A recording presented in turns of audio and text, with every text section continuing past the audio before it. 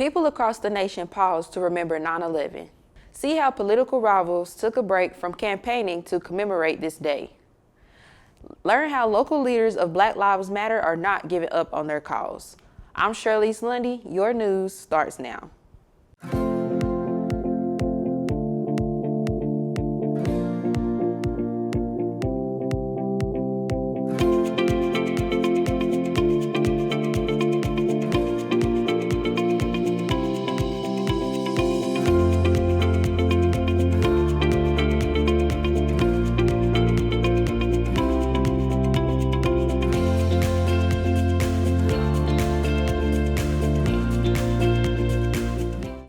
Our nation marked the 19th anniversary of September 11 attacks. Today we pay tribute to their sacrifice, and we mourn deeply for the nearly 3,000 precious and beautiful souls who were taken from us on September 11th, 2001.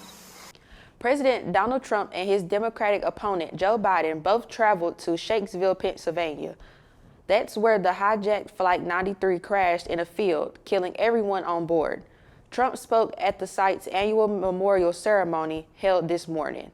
Biden visited later after attending the 9/11 Memorial and Museum's annual commemoration at Ground Zero in New York. Checking the campus COVID dashboard, we have some good news to tell you about. The latest update in numbers shows our active cases have dropped to 80. Meanwhile, the number of closed cases now stands at 254. A UTC alum has jumped into the Chattanooga mayor's race, and if she wins, she will make history. Kim White made the announcement this week. White is the former director of River City Development. She graduated from UTC in 1982. White has served on the UTC Alumni Board, the UC Foundation, and the Chancellor's Roundtable. If White wins, she would be the first woman to ever serve as mayor. Local organizers of Black Lives Matter want to keep the attention on the movement. R. Marlon Carter and Tim McCurry worked together to produce this report. There were two African-American speakers at the Black Lives Matter protest named Cameron Grimey and Maria Mocs.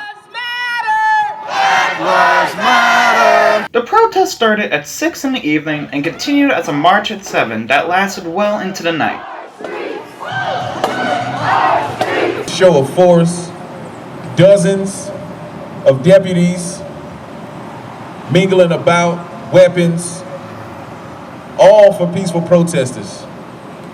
This is the fear that we put in their hearts, speaking for truth and justice. Cameron, who is an activist leader of the BLM chapter in Chattanooga, spoke about how the law criminalizes protesters, adding charges to said protesters who turned themselves in. He believes that is how the movement puts fear in deputies' hearts when the people from the movement speaks about justice and truth in a peaceful way. He also believes that they need to educate, strategize, and organize their people. In the moment that we decide, as Fannie Lou Hamer said, that enough is enough, there ain't nothing that they can do about the hell that they getting ready to catch.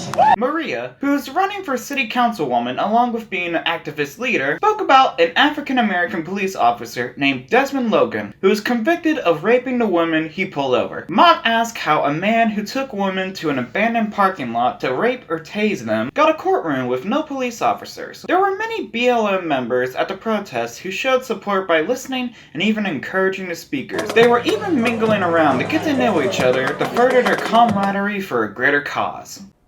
Mocs Forward starts virtually next week with the focus on stopping racism. The theme is moving forward to dismantle racism. The lead presenter will be the Reverend Dr. Jamie Washington, who is an expert on diversity and inclusion in higher education. Finally, this week, our Jessica Coco tells us about a four-legged addition to the Tennessee Bureau of Investigation that can really sniff out crime. Oh, seek. Yes, show me. The Tennessee Bureau of Investigation uses a Labrador Retriever named Zeus to find hard drives, flash drives, and other devices that store evidence. Zeus is trained to detect a chemical compound used on many electronic storage devices. Zeus's unique skills are especially useful in child exploitation cases. Zeus is also a comfort companion. That's this edition of Mocs News. Thanks for joining us. Be sure to keep up with us on our Facebook page. We are also on Instagram, Twitter, and YouTube. Have a good weekend.